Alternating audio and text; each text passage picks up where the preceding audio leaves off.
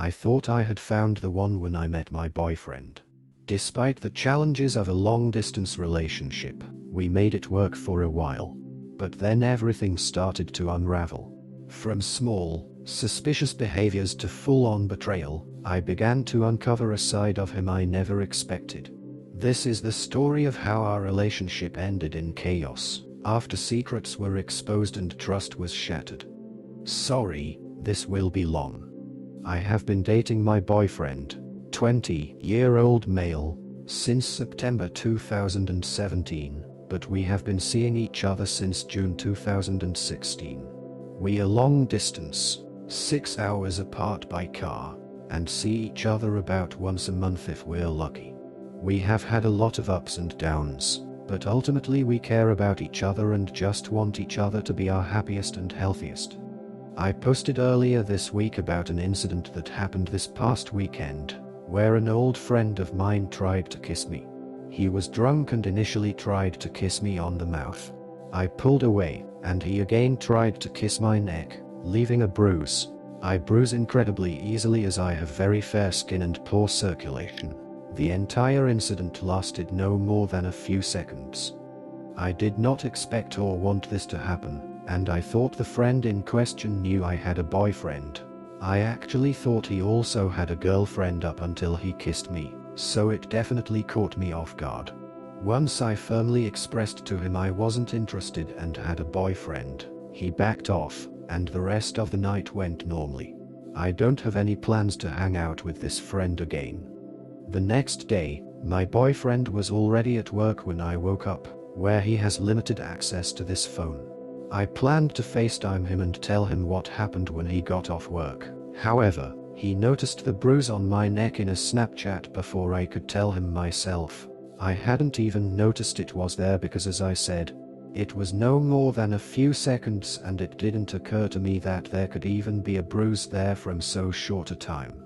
He called me when he finished work, and I explained what had happened, but by that point, he had been stewing over it for over 5 hours, and was furious with me.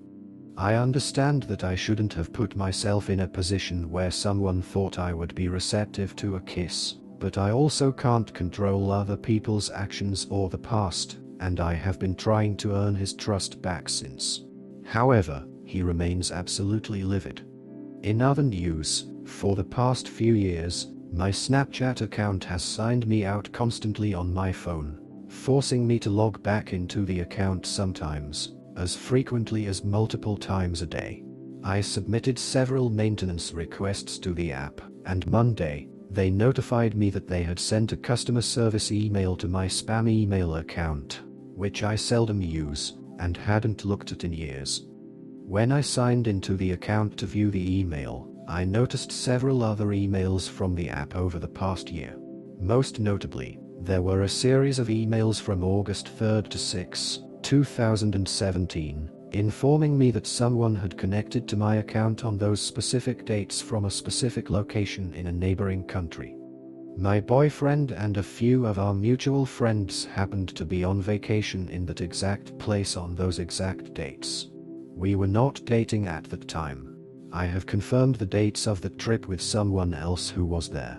Nobody else on that trip goes to college with my boyfriend, or within 75 miles of there. Getting fearful, I went on the Snapchat website and downloaded my data, which basically gives you all the data the company has stored about your account over a certain period. This data included the location history of where my account has been accessed for the last 2 months, with each data point consisting of a date, time, latitude, and longitude of where the account was used. It revealed that dozens of times over the last 2 months, sometimes as often as multiple times in the same day, my account was accessed from where my boyfriend lives. These data points are very specific, 3 decimal points, and correspond to directly over his house, various buildings on his campus, and other places in his college town that he frequents. They all are on dates that I was definitively in my own college town, 400 miles away.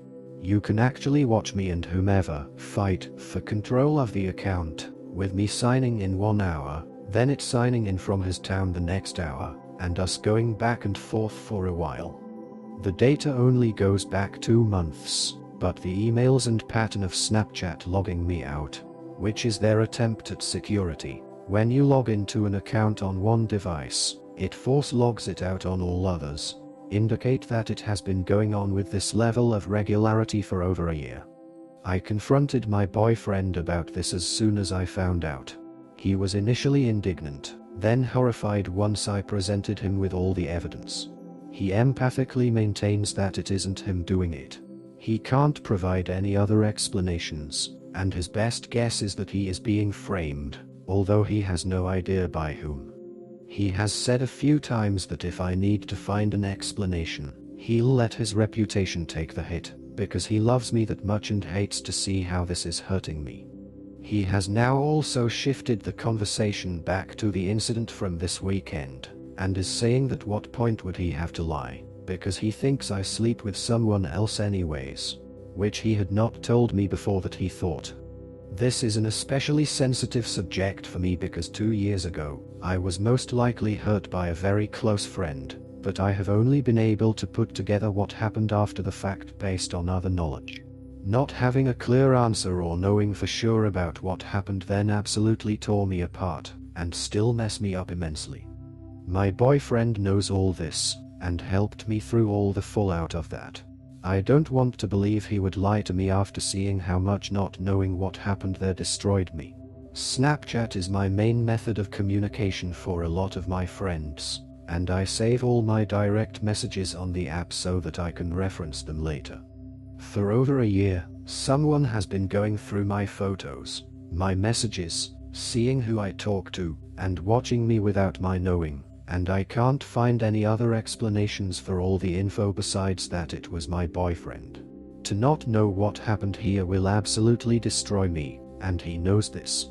I so desperately want to believe it's anything else, and I want to trust him, like I want him to trust that I didn't sleep with my friend, but I just can't find any answers. My question is, does anyone have any other possible explanations for what could have happened besides the obvious? What should I do now? And how can I convince my boyfriend I didn't sleep with my friend without compromising my feelings here? Update 4 days later. I posted a few days ago about finding an overwhelming amount of evidence that my boyfriend of 1 year had been signing into my Snapchat account off his phone for over a year, yet when I confronted him about it, he claimed he was being framed. He also accused me of sleeping with a friend who made a move on me that past weekend. I asked here for any other possible explanations for what might have happened besides the obvious, and for advice on how to prove to him that I didn't sleep with that kid. Everyone here told me I was out of my mind to think it was anything else, and that it didn't matter what he thought of me, that he was violating my privacy, and that there were no other possibilities. I realized you all were right, and I came up with a plan. I met my boyfriend in a diner, and got there early and told the waitress what was about to go down. I then set my laptop up with all the evidence I had amassed, and waited for him to show up. When he got there, he was combative, and initially tried to accuse me of sleeping with that kid again, but I effectively took over the conversation pretty quickly, and set into my speech. I took him through every piece of evidence that incriminated him, of which there is a lot, asked him if he still thought that he was being framed, and he denied it a few more times. At that point, I told him that in our state, what was happening constitutes 4th-degree felony stalking. There was too much evidence for it to all be technical glitches at this point, so either he was stalking me, or someone else was stalking the both of us. I told him this was his last chance to come clean to me, or if he still said it wasn't him, we were going to go get in my car, drive to the police station, and turn the case over to a detective, at which point it will be investigated, and whoever did it will be charged. I told him that once I turn it over to the police, however, it's out of my hands how it gets handled, and there will be consequences for whoever did it. He said that he wasn't going to the police station, and said again that he didn't do it. So, I stood up, put on my coat, and said we were going to see a detective and file a report right there because those were his only options left. He pulled me back down to the table and finally confessed. It was him. It started 2 years ago, 7 months before we even started dating. We were casually involved at that point as friends, but not dating or exclusive. He said it started because he wanted to know whether I liked him, and it became an obsession for him. He has checked it multiple times a day, every day, for our entire relationship, including when I was with him. He read all my messages, which I save through the app, as I use it as my main form of communication for a lot of friends, gone through my photos, and kept tabs on who I was talking to. The conversation was terrifying. It was like I didn't know him. He was cold, cruel, and didn't seem even the smallest bit remorseful. He tried to blame it on me quite a few times, then blamed it on his trust issues, then blamed it on himself being messed up in the head. It was so unbelievably out of character for him that I would have thought this was his shitty audition tape for an episode of SVU, and said was a bad performance if I hadn't lived it myself. He also tried to manipulate me into not going to the police or any of our mutual friends, citing that he had nothing in his life except me, but I guess that didn't matter so much. He said that I could just move on from this, whereas he would have to live with this for the rest of his life, which should already be punishment enough. He then tried to tell me that I owed him not to tell anyone else, because I ruined his life when I gave him an STD, which I got when I was attacked by a former friend, which was easily cured, and which we discussed at length, where he reassured me that it wasn't my fault. Oh, and he knew that I didn't sleep with that guy, because he read my conversation with him wherein he said, "Hey, I'm sorry about last night. I didn't know you had a boyfriend and I never would have tried to make a move on you if I had known."